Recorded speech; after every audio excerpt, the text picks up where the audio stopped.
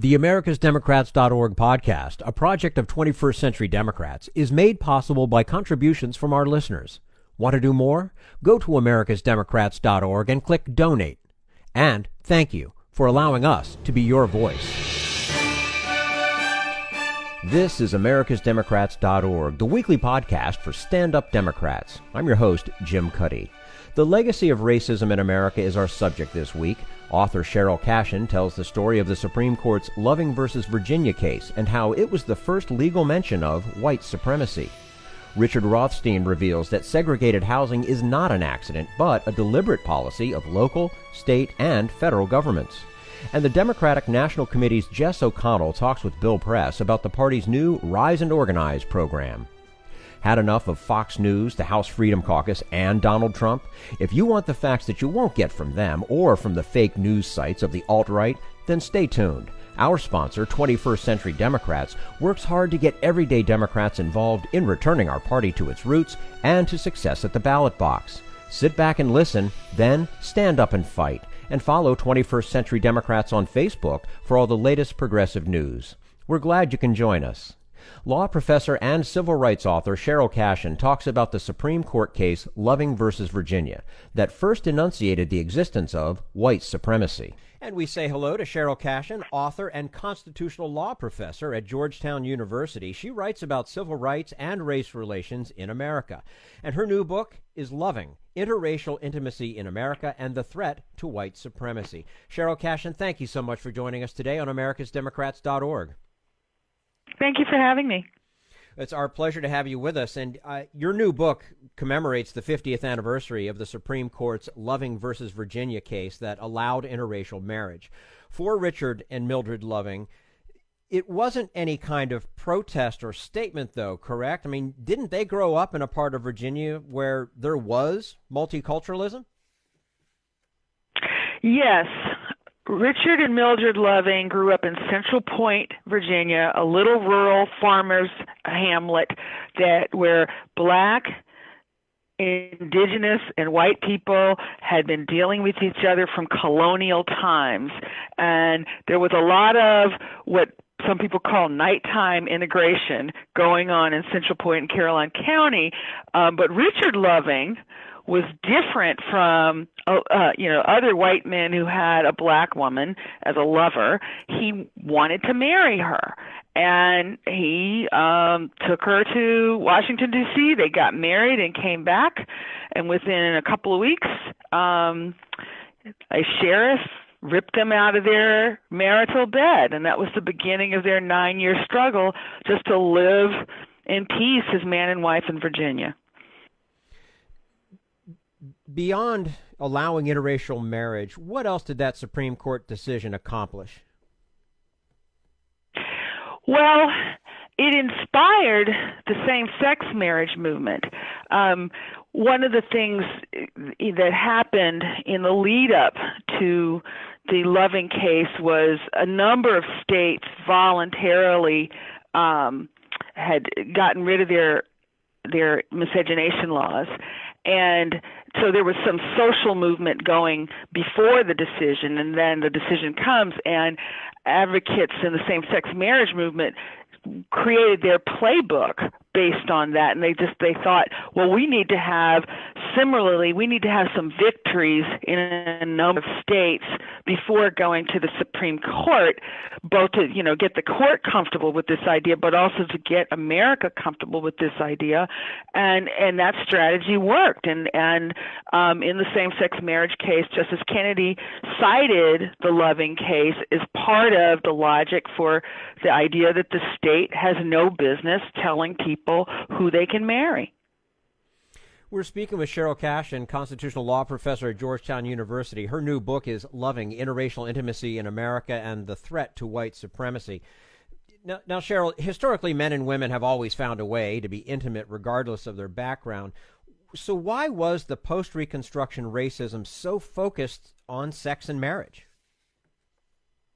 So this is a critical point I make in the book. So Reconstruction, think about what it represented. This was the first time, I believe, in the history of the world where you had robust biracial, multiracial democracy where you had blacks and whites together legislating for the common good. You're doing things like creating publicly financed schools for everyone for the first time, and it's a direct assault on white supremacy. And we had this ideology and regime of white supremacy for 300 years before that, and so the white supremacists had to, they were so offended by this, they had to come up with ways to break up this biracial coalition. And what did they do?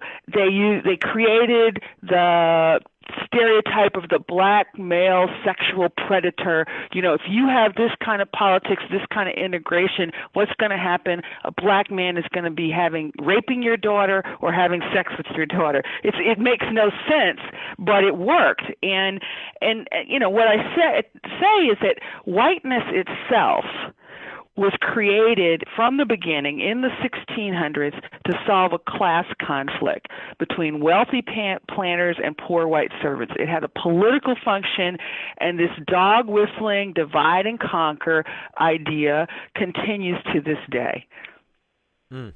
It seems as if the state of Virginia was really in the forefront of race-based laws, which to me is kind of ironic since Virginia was in the forefront of liberty and equal rights during the Revolution. What do you make of that? Well, it's true, and I feature this. Thomas Jefferson represents this irony. The same patriarch who wrote the beautiful words of the Declaration of Independence also writes in Notes on Virginia, his case for white supremacy. He's speculating about blacks being inferior to whites. So he's a slave owner, and yet he espouses these liberal egalitarian values, and so he embodies that irony as does Virginia, as does America. And Virginia was the most populous colony, and it had the most slaves, and it had, its economy was most tied to slavery.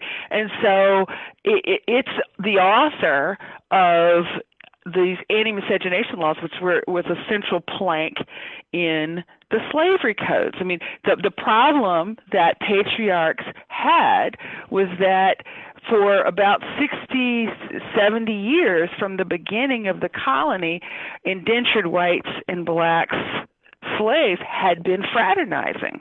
And, they would get drunk together, have sex together, run away together, and rebel together. And so when the planters decided to transition to black chattel slavery, they had to solve this problem by saying, okay, we will penalize interracial sex and interracial marriage. And the rest is history. Yeah, right. Yes, it is. And a sad side of our history. You, of course, have taught and written about race, as previously mentioned, just in general. Are white and black moving farther apart these days, or is it more of the opposite? See, I reject the idea that there's a monolithic black person and a monolithic white person. The picture I paint in my book is the real divide in this country is between the culturally dexterous person and the non-dexterous person. There's a really fascinating article in the March issue of The Nation, and the title of it is "Fear of Diversity Made People More Likely to Vote for Trump." There's a people who kind of like diversity and aren't threatened by it, and there are those that are threatened by it, and they vary in colors. But what's happening is the culturally dexterous class is growing exponentially. If you look at white millennials in particular, in polls, their attitudes about the diversity in the future and the fact that we're heading toward a majority country, the majority of white millennials are okay with that. They don't feel threatened by it. Something like 60% of white millennials agree with the Black Lives Matter critique of law enforcement. So but you can't talk about most white millennials the same way you talk about their grandparents, right? And so, what the one thing that gives me hope in this country, as toxically divided as we are, is that I think we're going to get to a tipping point where a critical mass of whites, not all of them, maybe not even a majority of them, but a critical mass of whites accepts the loss of centrality of whiteness. And when we get to that tipping point, then I believe we'll be able to return American politics to being functional, where it's based not on a clash of worldviews, but on, well, what do the facts say? What makes the most sense for public policy, and what will support the common good?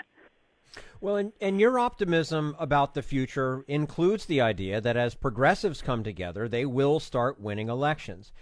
But right now, it just doesn't seem to be the case. And how could it happen when the Democratic Party itself is so split? Well, my argument is not tied to any party. And if you look at what has happened in France with Macron, they just created a new party out of necessity. And parties change. The radical Republicans were the party of freedom and anti-slavery, and now the Democrats are more in line with our egalitarian values of late. So I don't know. My book is not an argument about, I'm not a shill for the Democratic Party, although I've always voted Democrat. But, when we reach this tipping point, the math is such that my hope, and there's, some of this is aspirational, my hope is that this coalition of the ascendant that believes in our founding egalitarian values will demand something different than what both parties are currently giving us. This goes well beyond politics. Fair enough? Yeah. You got to get out there and shape the future you want, though. Okay. Sheryll Cashin, author, constitutional law professor at Georgetown University, writing about civil rights and race relations in America. Her new book is Loving: Interracial Intimacy in America and the Threat to White Supremacy. Sheryll, thank you so much for joining us today on americasdemocrats.org. We look forward to having you back again soon. Thank you for having me. It was our pleasure. And this is americasdemocrats.org, the weekly podcast for stand-up Democrats.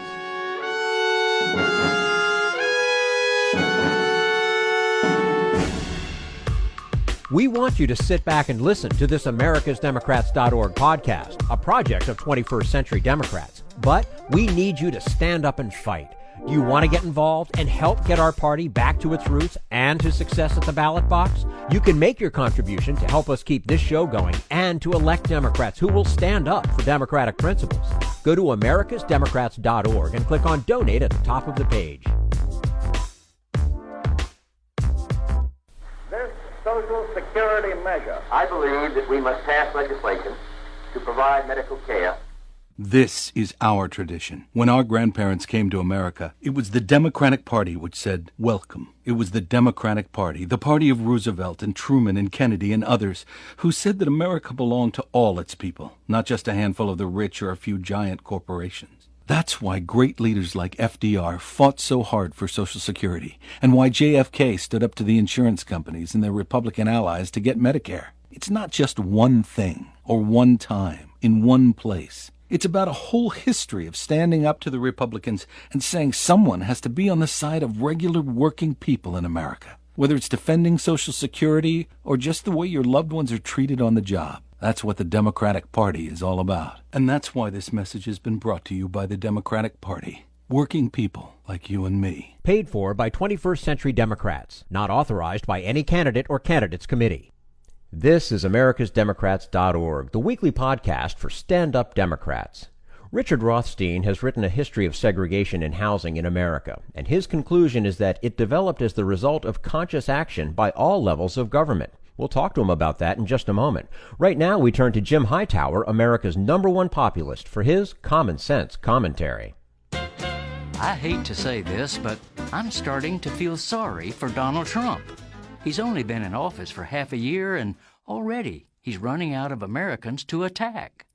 Of course, he came into office already having notched his AK-47 Twitter rifle with hundreds of hits on the American citizenry, including such entire groups as nasty women, Mexican Americans who have Latin-sounding names, and Muslim Americans who are, Muslims. The trigger-happy tweeter-in-chief also relishes gunning down his own political kin. One, he blasted all House Republicans who voted for a, quote, mean health care bill after he had personally pushed them to pass it. Two, he called for Republican Senate Leader Mitch McConnell to commit political hara-kiri for failing to pass his abominable Trump Care bill, which was meaner than mean. And three, he publicly shoots down his own top appointees, from Attorney General Jeff Sessions to his short-lived mouthpiece, Anthony Scaramucci. Then came the great Donald debacle, his bumbling, shameful response to the racist, anti-Semitic rampage in Charlottesville by a menagerie of neo-Nazis, KKK thugs, and swastika-clad white supremacists. His empathy with these far-right extremists was so appalling that even his multimillionaire allies in Fortune 500 corporations gagged. Led by Merck CEO Kenneth Frazier, Trump's two big corporate advisory panels abolished themselves in protest. The petulant president, clueless as usual about political symbolism, tweeted an angry potshot at Frazier, who happened to be one of only two African Americans on Trump's 47-member corporate committees. This is Jim Hightower saying, but our foam-at-the-mouth president still has one loyal friend by his side, Ku Klux Klan poobah David Duke. Perfect. They deserve each other. Need an antidote to the progressive blues? Want some good news about how grassroots folks are rebelling against the corporate powers and winning? Well, here's an easy-to-swallow pill for you, the Hightower Lowdown. Hightower's monthly newsletter will give you the lowdown, even as it lifts you up. It's 4 pages a month, jam-packed with facts you can use, actions you can take, and Jim's own Texas humor, all for only $15 a year. To become a lowdowner, go to hightowerlowdown.org.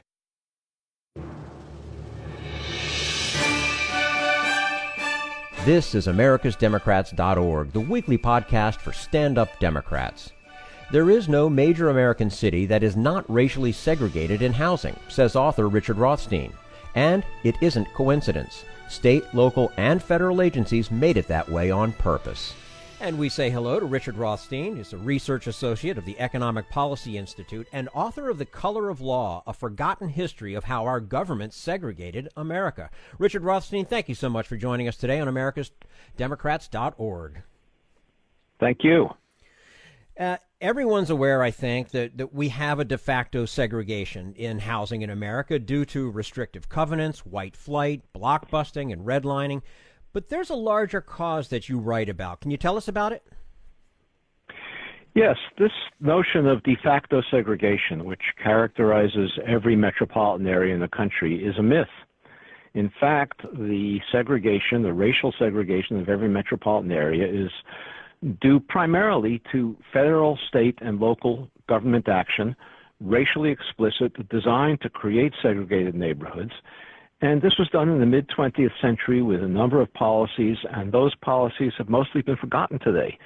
So we feel no obligation to remedy this unconstitutional action on the part of the federal government in particular, because we think it involved the federal government's creation.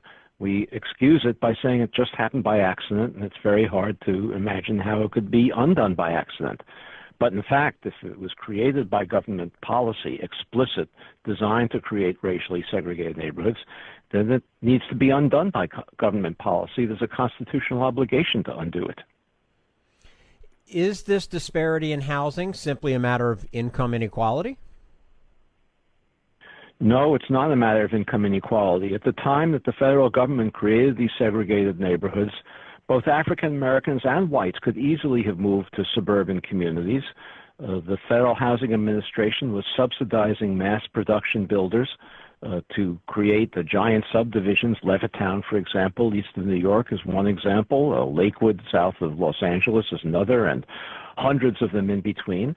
And the federal government subsidized these developments, recruited the builders to create them, guaranteed their bank loans on condition that no homes be sold to African Americans, and frequently with the further condition that every home in those neighborhoods have a deed clause prohibiting resale to African Americans. These homes were very inexpensive at the time. In the late 1940s, early 1950s, they were selling for the equivalent of today's dollars, maybe $75,000 to $100,000. Working class African Americans and whites could have afforded to move into them. Returning war veterans had to make no down payment. They could frequently buy these homes for less monthly charges than they were paying in rent, even for public housing in cities. So there was no income reason why African Americans couldn't move in and why these all-white suburbs were created. It was strictly a matter of racial policy on the part of the federal government. The white families who moved into those homes over the next 2 generations, as the homes appreciated, gained hundreds of thousands of dollars in wealth, in equity. African Americans who were prohibited from moving into those homes and had to rent apartments in cities gained none of that equity. And that's a good part of the reason why we have such enormous income differences today, economic differences today, between whites and African Americans. Today, on average, African American incomes are about 60% of white incomes, but African American wealth is about 5% of white wealth. And that enormous disparity is almost entirely attributable to unconstitutional federal housing policy practiced in the mid-20th century. Why haven't these rules and laws changed then to correct that? Or are they somehow hiding the fact that they want to keep them in place?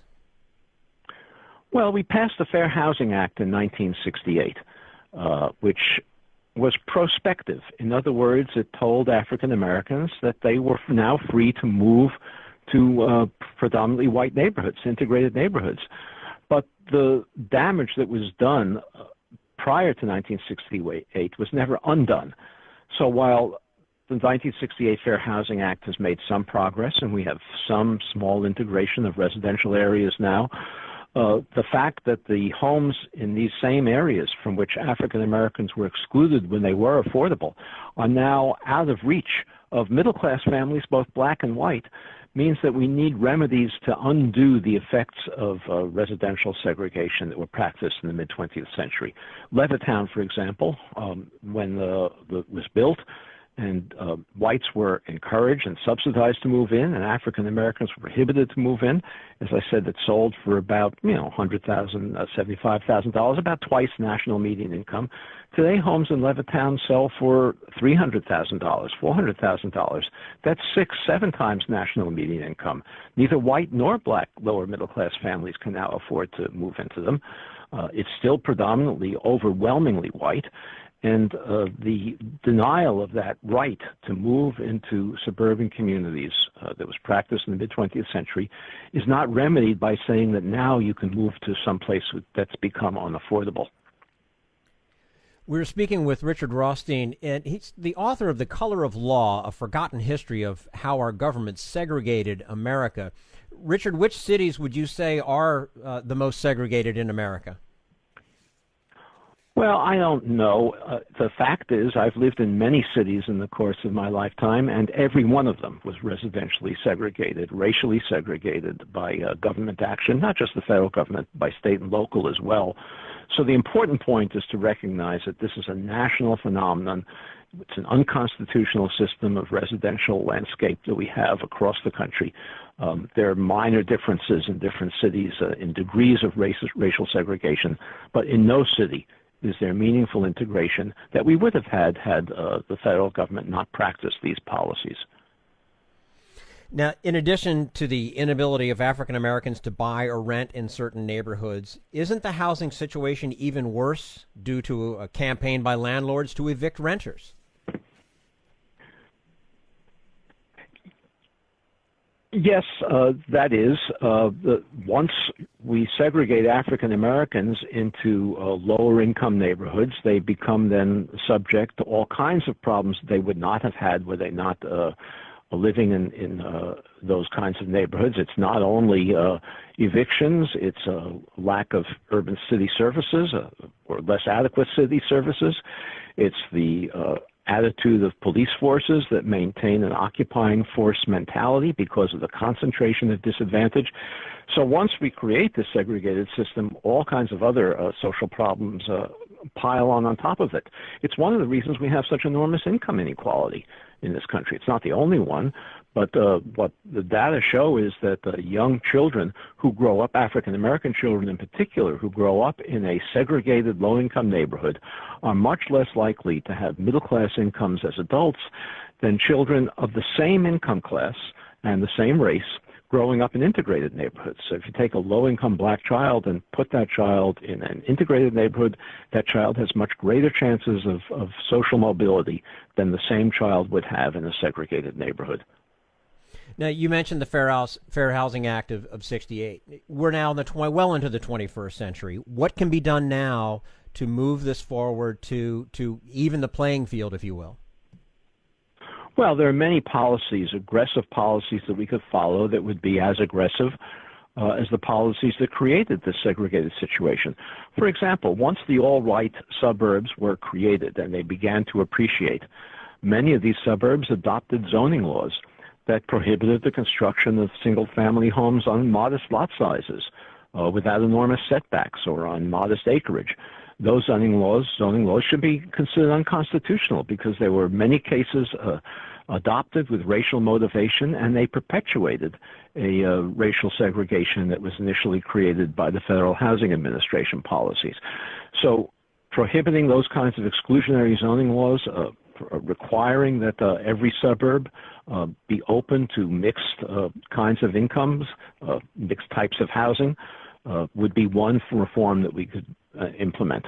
There are a couple of reforms that would be directed towards housing programs for lower income families. We have two of them in this country. One is called the Section 8 voucher program that subsidizes the rents of families to rent apartments.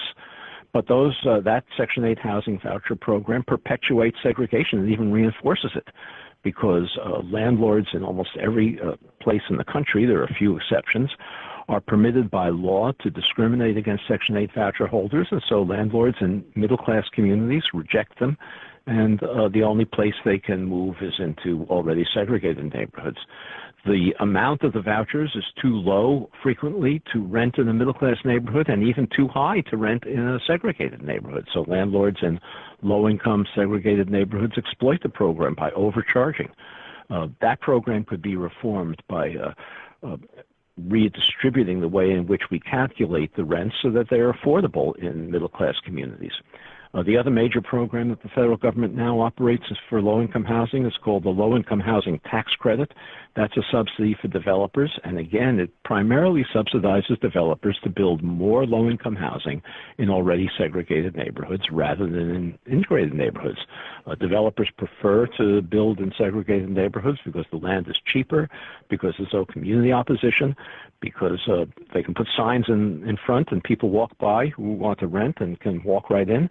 But that program could easily be reformed to create incentives for developers to build in middle-class communities that would help to desegregate urban areas. But today, as I say, both those programs, the Section 8 voucher program and the low-income housing tax credit, reinforce segregation.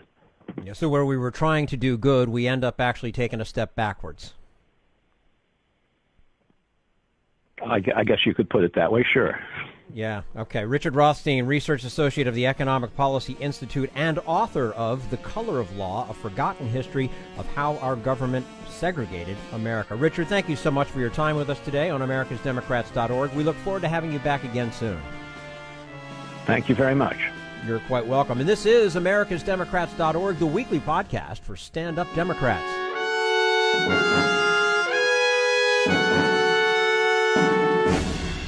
We want you to sit back and listen, but we need you to stand up and fight.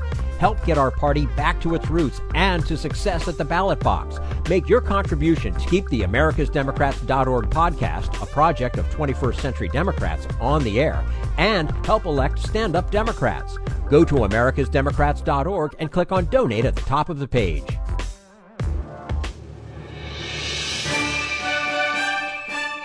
This is americasdemocrats.org, the weekly podcast for stand-up Democrats. And now Bill Press talks with Jess O'Connell, head of the DNC's new Rise and Organize campaign. It is time to rise and organize. That is the new calling for the Democratic National Committee. DNC CEO, brand new on the job, Jess O'Connell, joining us in studio. Hi, Jess. It's nice to see you. Nice to see you, too. Congratulations. Thank you. I appreciate it. You got a big job ahead of you. Big job. What's Rise and Organize all about? Rise and Organize. So this is really in response to President Trump's comments over the last week, starting with Charlottesville. Like all of your audience, all of us, we've watched sort of in horror over the last 7 days. And so we wanted to make sure that folks' voices are heard. And so we're asking folks to rise up and make sure that Republicans are held accountable, not just to disavowing hate, but to actually disavowing the haters. And we're asking folks to call their elected members, to rise up and have their voices heard, call their Republican elected members, and ask them to disavow Donald Trump and his green light, basically, to white supremacy, and also to call out all of those that he's hired that support white supremacists and racism. The Republican response to this has been either silence or, maybe a tweet here or there, but we've known who Donald Trump has been for a long time. And so folks are going to be rising and organizing over the next few days. We've got a weekend of action all over the country. We have about 160 events planned nationwide at resistsummer.com. Folks can, if they want to get out, talk to folks neighbor to neighbor. It was all part of the Summer of part Resistance? Of the Summer of Resistance. That's right, Summer of Resistance. But we want to, people are ready to take action. And so we want to plug them into activities that will be happening this weekend through Resistance Summer. And again, all of the state parties, all of the Democratic state parties all over the country are having activities this weekend that they can plug into to make phone calls, door knock, but also we'll be doing some things online, make it easy for folks to call their elected officials and ask them where they stand, ask them, go to town halls. There's at least 82 town halls that'll be happening, and ask these officials where they stand on Donald Trump. People want to plug in. How do they do it? Yeah, resistancesummer.com will give them a list of events in their areas, or they can contact local Democratic state parties. Also online, we've got a whole bunch of tools around Rise and Organize, and people can speak out. We'd like them to use that hashtag because we think we did a whole bunch of calls yesterday with a lot of our progressive allies and the state parties to talk about this campaign. One of the things I think we saw is tremendous unity around healthcare and the healthcare fight. And so we feel like this is a moment that we have to raise our voices again, and we think there's a lot of unity around this. And so using the hashtag Rise and Organize, talking to neighbors, and look, if you can't attend an event, you can chip in and help folks that are organizing as well. Do you find, the sense I get is that people are hungry and eager and looking for a way to plug in? Absolutely they are. I mean, I think, one of the things that we've seen is the level of organizing and energy and anger and frustration that's out there is unprecedented.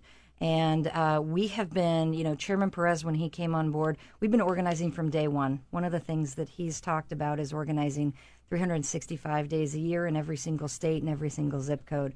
That's something that we have to do better at as a party, and it's something that we're making a large investment in our Every Zip Code Counts program to ensure that we're providing resources on the ground to state parties to find ways that folks can plug in a meaningful way and take action, because we have so many allies and groups and folks that want to plug in ways that they never have before. And so we are showing up for every single fight. There's not one that we're going to miss. And you're right, we have to provide more opportunities. And we have to do that both online and off.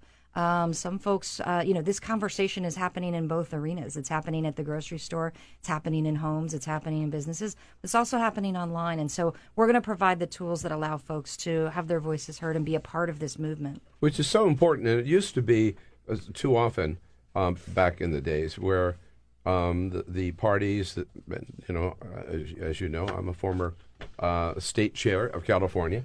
But at the national level or the state level, parties they'd get all geared up for a big election. Yep. and then just kind of go into hibernation, Exactly. right? And then 6 months before, they'd organize again, right? And no, you got to be organizing all year long, around the clock.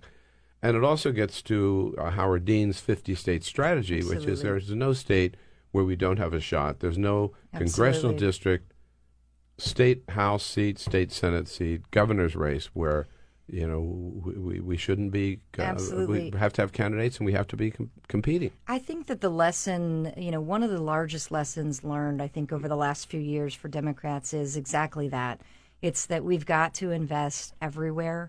We've got to be organizing, not just in the October of an election year, showing up once at folks' churches and, homes and talking about the election. We've got to be there every single day for the fight, and we've got to be talking about and connecting the dots on the issues that matter most to folks right now, what's keeping them up at night. And I think in terms of the 50-state strategy, we've made an historic investment in the states early. We're calling it our Every Zip Code Counts project. It's essentially the new Every Zip Code Counts. We're not leaving anyone behind, and we are committing both financial and technology and staffing resources to all of the state parties.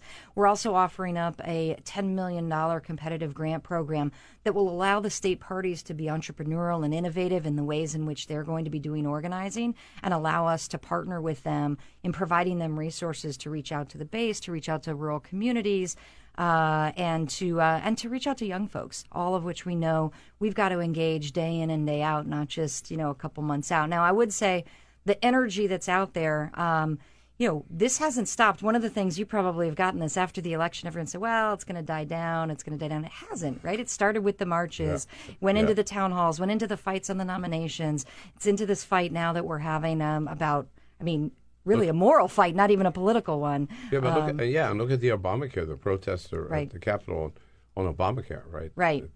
So I think, this fight isn't ending. We're going to be having this. And what we have to do, I think, as Democrats is make sure that we are connecting the dots for folks, that we are connecting people with the issues that they care about and the Democrats that are running in their communities so that they can speak for them and get elected so that we can actually change the policies that we all care about and fire some of these Republicans. Right. They can find another job somewhere. We don't have to feel sorry for them. And as important as it is, and everybody would like to see that happen in 2018, to take back the House, to take back the Senate. Gubernatorial races. Yeah. We may have to wait until 2020. But the other races that are so important in 2018 are the gubernatorial races and the state House races, state Senate races, because of redistricting, which comes up in 2020. Let's be honest. That has not been a focus of the Democratic Party, of the DNC, for the last 8 years. Under President Obama, there were some 950 state legislative seats that flipped from Democrat to Republican. We now control maybe 35 or something. Yeah, it's something. It's about a third of the country. About a third the states. of the states and gubernatorial. State legislatures. What's being done about that? Yeah, well, there's a lot of work. I mean, I do think that's got to be a focus, right? It is a focus, it's the base, and it's also our farm squad, if you will. Yeah, we know how important. Look, a lot of these fights. Bench is the word. Absolutely, the bench, the pipeline. These fights. Also, these fights are happening at the state and local level. Democrats, state and local Democrats, are all that stands between women, working families, LGBT communities, all that stands between them and Republicans who are trying to legislate against them every single day. And you're right, it needs to be more of a focus. I come from Emily's List, where I was the last 3 years, and just last cycle alone, we elected nearly 280 pro-choice Democratic women at the state and local level. So that's a focus that I really bring to this work as well and understand as we look at all of the states. And I think we've even seen the commitment of the DNC to these local races. Through our Resistance Summer program, we did grants out and organizers to some of these local state races where we've just had some victories, particularly in rural communities. In Oklahoma, we won 2 of the state and local races that were up. New Hampshire, we won a really important one. And in Iowa was the most recent one. With Phil Miller out there in Iowa. With Phil Miller. And, and that was in, deep red country territory that Trump had won by 20 points in 2016. Yeah. So I think, you see a victory. very early commitment right now from the DNC to invest both in resources and in organizing and in any help that we can in pretty much every race where we think we can compete and add value. And so that's already happening. And you mentioned the gubernatorials. That's an enormous focus for us right now. We obviously have, in about 80 days, we've got New Jersey and Virginia on tap. The DNC has announced a $1.5 million commitment and resources and finances to help win in Virginia, in particular, our neighbor here. And given that our hearts and minds are on Virginia after this last week as well, it's more important now than ever. We see what a difference the leadership makes in these states, not only for redistricting, but in real time. And so the redistricting battle is also happening. President Obama and Attorney General Holder are leading an effort around redistricting as well that we are partnering with and others to make sure that we have the funds and resources to fight back on that front. Right. So if you want to be part of this movement and, get out and feel that you are really making a contribution this weekend, go to resistsummer.com and find an event where you can plug in somewhere near you. And I've got to say, we're such big fans of Emily's List, and I've known the leadership and worked with the leadership of Emily's List since the very beginning. Ellen Malcolm, terrific. Ellen Malcolm. Yes, absolutely. If you can, we partnered together when I was state chair of California, and Ellen Malcolm on first beginning with when Kathleen Brown, I think, was running for governor of California. Yeah, she's a force. But a force. If you can be half as successful at the DNC as you were at Emily's List, I appreciate that. Then we'll be okay. We'll be we Democrats will be in good shape. What is being done about the message? Because obviously we've got the poster child for bad government, bad policies, bad person, right, in Donald Trump. But it's not enough just to go around and say how bad Donald Trump is.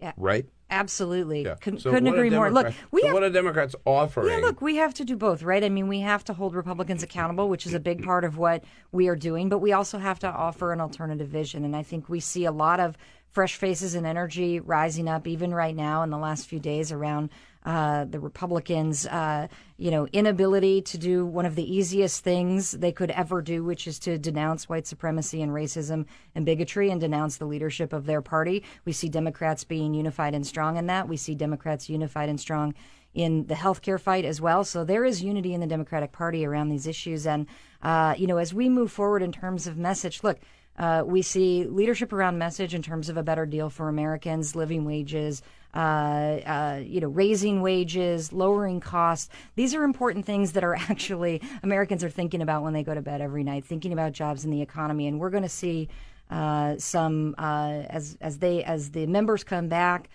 to Washington, D.C. in the fall, we're going to see some legislative policies that come forward around that, around a better deal for Americans. And I think that's important. But look, that's not the only thing we have to do. We also have to provide inspiration and hope and a path forward during what is really troubled, divisive times. And part of our job at the DNC is to uplift Democrats at all levels, to make sure that folks know who's fighting for them and to make sure they know what the options are. And as we talked about already, to show up for every fight. We want to show, not just tell. We think that's an important part of our strategy moving forward. Okay, so yesterday, in light of Donald Trump's comments about Charlottesville, the person I really very seldom ever hear from, but the new chair of the Republican National Committee, Ronna Romney McDaniel, she was on ABC News with David Muir, and here's what she says about the white supremacists. Our party has, across the board, said this is unacceptable. We have no place in our party at all for KKK, anti-Semitism, racism, bigotry. It has no place in the Republican Party. There is no home here. We don't want your vote. And were both sides equally responsible in Charlottesville? When it comes to Charlottesville, the blame lays squarely at the KKK and the white supremacists who organized this rally. So That's exactly the opposite of what Donald Trump said. That's right, and that's why Chairman Perez is calling the chairwoman out, because this is exactly the misinformation that is meant to confuse Americans about where Republicans are, and exactly what she said is untrue. And if it were true, then we would know exactly where Republicans stood on Donald Trump, Steve Bannon, Gorka, and all of the people who are clearly supporting and giving a green light to white supremacy in this country and stoking racial fears and hate. And we are asking all Republicans to very clearly denounce not just the hate, but the haters, the people who are, and by the way, there are the Republican silence on this around the both sides is deafening. And it is up to Americans. We will do our part, but it is up to all Americans to hold their elected officials accountable to this. And you see, again, strong leadership and unity from Democrats calling this out, calling it for what it is, racism, supremacy. And there's no place for this in this country. This is the easiest thing we will ever ask Republicans to do. We will have a fight on many policy issues moving forward. This ought not to be a fight. This ought to be clear. And we are asking the chairwoman of the Republican Party to take some responsibility and accountability, not only for this hateful rhetoric that's coming from Republicans, but for the leaders themselves. This is her party, and history will judge the Republican Party in this time right now. This is a moral issue, not just a political one. That's all for americasdemocrats.org. Thank you to all who made today's show possible. Sheryll Cashin, Richard Rothstein, and the entire Bill Press team. And thank you for listening. If you liked what you heard, please get involved in our efforts to keep this show going and to elect Democrats who are bringing the party back to its roots. Go to americasdemocrats.org and click on Donate at the top of the page. And be sure to find 21st Century Democrats on Facebook. For americasdemocrats.org, I'm your host, Jim Cuddy. We want you to sit back and listen, but we need you to stand up and fight. Join us. Support the americasdemocrats.org podcast, a project of 21st Century Democrats, and help elect Democrats who will stand up for democratic principles with your contribution today. Go to americasdemocrats.org and click on Donate at the top of the page.